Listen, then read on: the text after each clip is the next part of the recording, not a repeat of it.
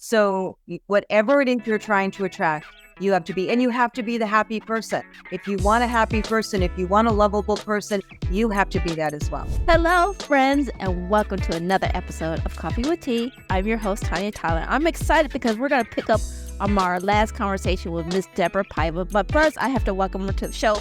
Welcome, my friend. Welcome back. Thank you. Thank you. I'm so excited to be here again. If you did not catch the first segment, we're going to make sure you follow it down in the description box, pivoting off of our last conversation. But before we really dive into that, I always like to allow our guests the opportunity to tell a little bit about who they are. And Ms. Deborah, welcome back to the show. Please remind us who you are, what you do, and maybe a little bit of our last conversation. Okay. I am a board-certified health wellness life coach, a speaker, an author of the book, Heal Your Heartache, 5 Steps to Reclaim Your Life After a Breakup, Divorce, or Loss of a Partner, and I am a jazz vocalist. And I don't like to leave that piece out because that's the creative piece that I really need in my life. And I think we all need, we need different facets. The last conversation we had was about healing your heartache. And that is a really important conversation for me because after a divorce, and I had a very long-term marriage. It was 30 years worth of marriage, and a wonderful marriage, by the way, where my ex-husband and I performed music together, and it was just blissful for most of those years. And then things happen, and life creates changes, and sometimes we have no control over those changes. And so I found myself having to make the decision to get divorced, and it was not a decision that I made lightly. And unfortunately, because of that decision, I went into a very severe depression. But somehow through that depression, and I think we've all had this experience of trauma, creates something new in our life. And I knew that as one door closes, another door opens. And so I really decided that if I could get through the heartache of that divorce, then I could help others get through that heartache as well. And that's how my came to be. I don't think my book would have ever come to be if it hadn't been for my divorce. Right. Well, and that's the thing I find, and I think, like I said, we had an enlightening conversation about, there's never, if you take the moment to reflect on stuff, there's never a wasted moment of our trauma. It stinks when you're going through it, but if we reflect on it, we can find something out of it that maybe can help somebody propel forward. And this is sort of like what you talked about with healing from your heartache. And just to give our listeners where we're going, because I like to give you a little bit of a roadmap where we're headed with this conversation. We're talking about becoming open to love again. And so, again, Miss Deborah, share what you feel comfortable with to catch our listeners up to what we were at so we can carry on to the conversation to where we're going. Okay. So this has become my biggest passion. Healing from heartache was my passion for a very long time because it was something that I worked very hard to get through. And when I was divorced 10 years, I through that divorce, by the way, through that period of time, dating in between and maybe having many relationships here and there, I remember thinking, I'm a relationship girl and I'm kind of surprised that I'm not in love again. That I haven't found someone to share my life with. But I had hit a stage where I decided that, okay, this is what I want. I was clear on what I wanted. I did want a relationship in my life, but I wasn't about to chase after that. Instead, I decided to chase after my personal dream, which was living in Portugal. And so I decided that I was leaving Florida and I was moving up to New England and I was leaving my minimal belongings. I sold off everything else and I was leaving minimal belongings at my family's house where my sister was living. And then I was going to move to Portugal. But life takes a turn. And I find this fascinating how when you finally decide that you're going to create happiness for yourself and you become this really happy person and you become very content and peaceful in your life, suddenly life gives you what you wanted all along without you even realizing it was going to happen. And so while I was here and I ended up helping my sister through some of her health issues, I ran into 1 month exactly 1 month after I got to New England, I ran into a very dear friend that I hadn't seen in over 35 years, probably. And he was a friend of my ex-husband's and mine. And my ex-husband and I are still very close friends. At any rate, I ran into Tom.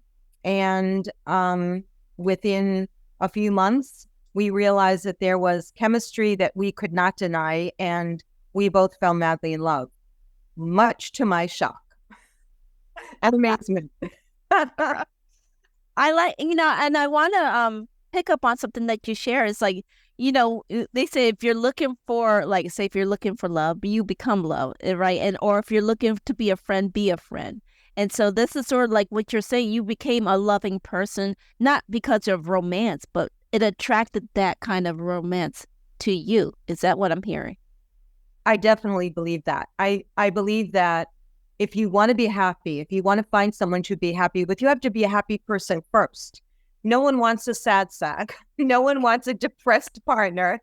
No one wants to have a partner that they feel that where the partner feels like, I need you to fix me.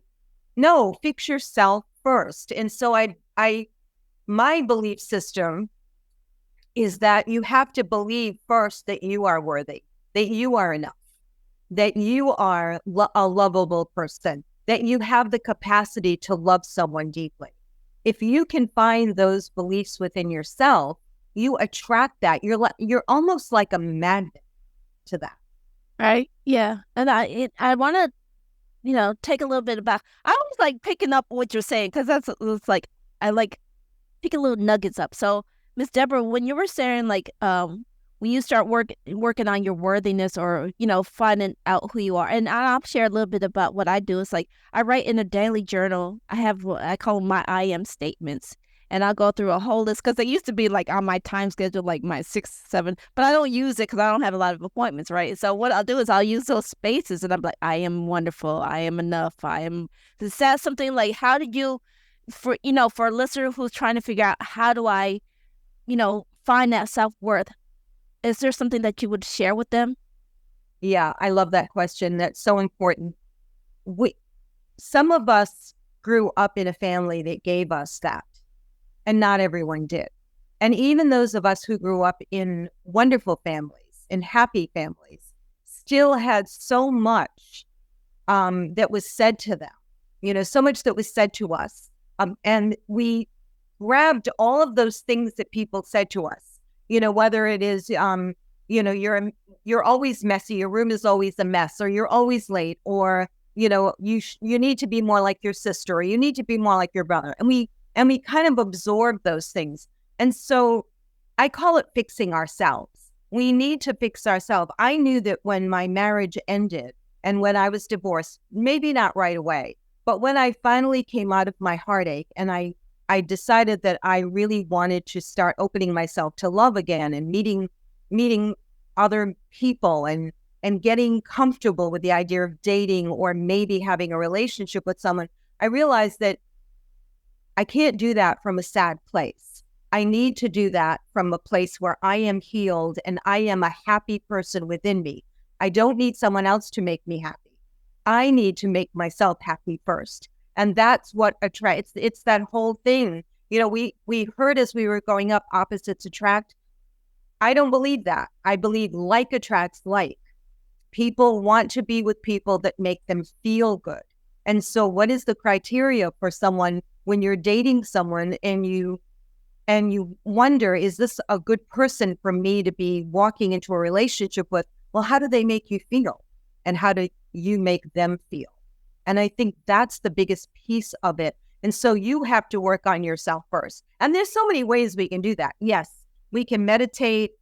I used to journal, put it on your mirror. I remember I had a mirror in Florida after my divorce. I had things written all over it. I am a happy person. I am deserving of love, whatever you have to do, write on your mirror, write in your journal. And little by little, you can do other things.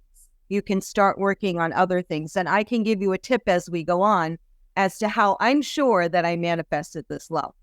Right. Well, we're going to get into the tip thing because I want to remind everybody as you've been listening, if you've been picking up what Miss Deborah has been dropping, and she's been dropping a lot of gems, and you like them, pick them up, hit that like button, maybe comment with a comment down below, and we're going to talk about how do you manifest that kind of love. And I want to, before we really dive into the manifestation of love, because I think a lot of this doesn't really necessarily have to just be about love. It's just like, as we were talking before we hit the record button, we were talking about the beliefs and the mindset. So I think a lot of the stuff that I've learned along my journey when I was helping myself is first paying attention to the self-talk within yourself. Is that something that you maybe have held with your manifestation before we get into it? Is like recognizing that self-talk in our heads about ourselves. Can you talk a little bit about that? Yeah, absolutely. Actually, when I wrote my book, I have 5 steps in my book to healing your heartache. And the 5th step is transform your thoughts to transform your life. And I think that's the biggest piece. When we're moving on, when we're trying to move forward in our life, the self-talk is huge. If you keep telling yourself that you're not good enough, that you don't need anyone in your life. And I know a lot of women, and I'm sure men as well, but I know a lot of my girlfriends say, oh, no, I'm good. I'm good by myself. I don't want to go there again. I don't want to have to take care of a man again. I don't want a husband again, and on and on. As long as you're telling yourself that, then you won't get one. You won't manifest love in your life because you're basically telling your higher self that I'm okay by myself, and that's fine if that's really how you feel. But are you feeling that way because you're fearful? Are you feeling that way because you're worried about that you're going to make the wrong decision, that you're going to walk into the wrong relationship? And so I think it's really important to catch ourselves when we're saying things and stop and say, is that really what I believe? Is that really what I feel? Do I really feel that way? Or am I just telling myself that because it's like a shield around me and it makes me feel more protected? I think gaining clarity about what you really want in business, in life, in love, in your relationship with your children, in your relationship with your parents, gaining clarity about what you really want is the first step. And I was honest with myself, even though I would like to say, oh, I just want, and I really was going to Portugal totally alone with nobody else. But I was honest with myself that I knew that I wanted someone in my life that I was going to wake up in the morning with and have coffee with, sitting outside on the porch and having coffee with. I wanted someone as a witness to my life. I wanted someone that I could share my secrets with, someone that I could share my angst and my joys with. Right. Yeah. Clarity is the first step. Right. And I know, so we didn't get a chance to talk about all 5 steps on your last interview, but we can always extend that invitation. We can go deeper on that one because I always love to have a conversation. But you talked about manifestation, we talk about manifestation in so many different ways. People have vision boards and all this stuff. So would you be willing to share what you did or what you teach your clients when they're talking about becoming open to love? And that's really about being vulnerable again. It's a little bit what I'm hearing. Yes, it is. So some of the first steps are changing your belief system. Well, actually, the very first step, as I said, is finding clarity. It's okay if you don't ever want a relationship again. And I have a very dear friend, and he's an artist, and he's a hermit, and he never wants that kind of relationship. I'm probably his only relationship. I'm his deepest friendship, I'm thinking, because I'm the one that can drag him out. But it's okay. It's okay if that's not what you want. But getting clarity on what it is you want. And if, in fact, you want a love relationship in your life that you don't have right now, or maybe you have a relationship, but you'd like it to be deeper, I think at that point, the next step is really to do anything you can to heal yourself and believe that you are worthy, that you are enough, that you are lovable, and that you have love to give. And there's so many ways we can do that. I mean, there are so many techniques out there. I teach my clients the techniques of tapping, and there's so many belief system techniques, visualization, and things like that. So, but I will give you my biggest key to creating because I know I manifested Tom in my life. I know that for a fact. So one of my biggest things, and this came from a conglomeration of wonderful books that I read. Books by I'm trying to think. I can't even think right now. The Soulmate Secret. The Soulmate Secret was one. Calling in the One was another. Those were two fabulous, fabulous books that I read. And I took some of the techniques from there, but I really kind of made a few my own. And one of the biggest one was that I always did this in the shower, and I teach my clients this. And I think it's because water to me is cleansing. And whenever I was in the shower, I would imagine my beloved, the person that was yet to come into my life. And I really created that belief that he was out there, I imagined him standing in front of me and touching my hair and looking in my eyes and telling me how he can't believe that he's finally found me. And I imagine sometimes when I was in bed, I would close my eyes and I would imagine someone touching the small of my back and rubbing their hand along my back and telling me how beautiful I was and how happy they were and how blessed they felt that I was there. I wanted someone that was as affectionate as I am. And I asked for that. My clarity, I was so clear. I was so very clear.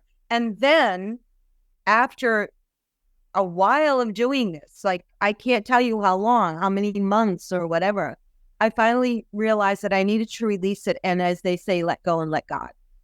Whatever your belief system is, let go and let the universe, let go and let spirit. But I released it.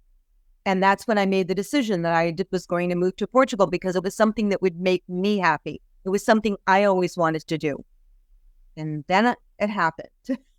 And by the way, Tom is Portuguese, which I think is almost like, I always say God has a sense of humor. And so I think that's really funny. Yeah, it's amazing. Like I said, it's like you pulled all your senses in together. You, like you said, you worked on yourself first and knowing what you wanted. Not necessarily like the list, he's got to be tall, dark, handsome, he's got to make the, you didn't make a list like that, but you made a list of emotionally what things stimulated you that made you happy because you were already happy and you knew what happiness was for yourself. Right? Am I hearing? Yes, absolutely. And here's where we take those guidelines from. What relationships were the best for you? I had a wonderful relationship with my ex-husband for so long. What were the things that I loved about that relationship? I wanted to keep those kinds of things. I wanted the affection. I wanted the communication. Huge. Tom also was looking for affection and communication. So it's like you have to really make your mind up. You don't want to lose everything. Sometimes I think we walk out of a relationship and we're so sad and we're so depressed that we don't want anyone that is even close to that person. No, I knew what I wanted. And so the contrast, you know what you want and you know what you don't want, but don't focus on the don't wants, focus on the wants, and just be very clear about that. And you're right. It's how is this person going to make me feel? Because if I feel wonderful, I'm going to give that feeling back to them. Right. I love it. Like I said, I have been picking up so many juicy gems, and it's amazing, again, how fast time can fly. But there's always two key questions that I'd like to ask. And one of my key questions is, what's the one thing you want the audience to take away from our conversation today? That if you want love in your life, stop telling yourself you don't. That's probably the biggest thing. Stop telling yourself you don't. It's okay to want. It's okay to have this big wish that doesn't feel believable right now, but just admit what you want and then work on that. Right. I like that. And I like how you said focus on what you want, not what you don't want. I think that's a lot. Well, I don't want this, I don't want that. And then what you were saying is your words matter. And I think because our words matter because they got to come from our head first. Yes. And then this, if I could say there was a second takeaway, I would say that you have to be that person. If you want someone who's loving and open and communicative and maybe financially stable because that feels good to you, then you have to be that as well.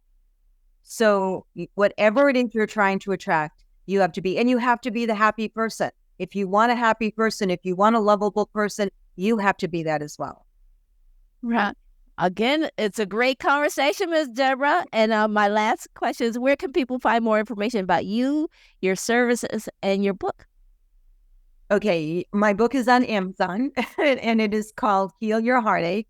And it's obviously, I'm the author. And then you can also go onto my website and you can find a link to my book there, excuse me, which will take you to Amazon. And my website is deborahpaiva.com, DEBORAH, Paiva, PAIVA.com. Or you can also go to healyourheartache.com, and that will take you to my book as well.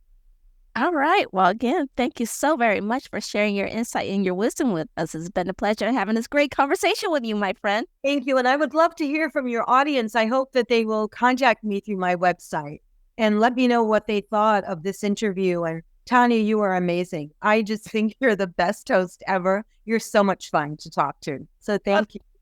Thank you. And so are you, Miss Deborah. That's why we have these great conversations, which leads me to my next unofficial question. Would you be willing to come back and have another deeper dive? Oh, absolutely. Thank you for asking. Okay, thank you. So it's on record, everybody. She says she will come back.